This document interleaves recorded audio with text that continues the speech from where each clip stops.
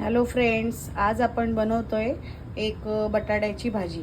ती आपण सँडविच, आलू बटाट्याचा पराठा याच्यासाठी वापरू शकतो किंवा आपण ब्रेडला लावून त्याचे पॅटीससुद्धा करू शकतो.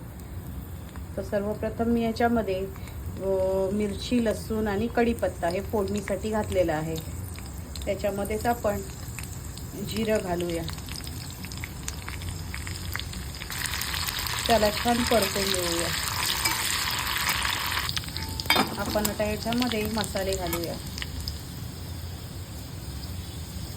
मी इकडे हळद घातली आहे आणि लाल तिखट. हा कांदा लसूण एव्हरेस्टचा मसाला आहे. थोडासा गरम मसाला.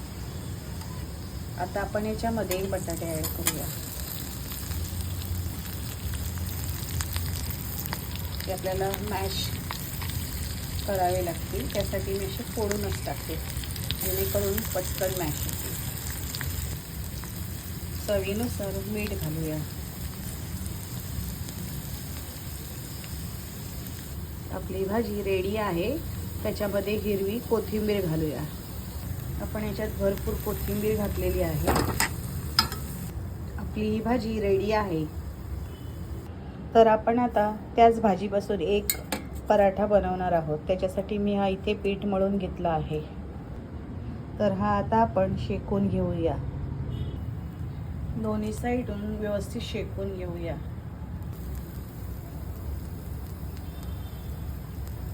हा आपला आलू पराठा. मम्मी झाला काय? येस, आपला हा आलू पराठा रेडी आहे. हा आपला आलू पराठा रेडी आहे. थँक्यू.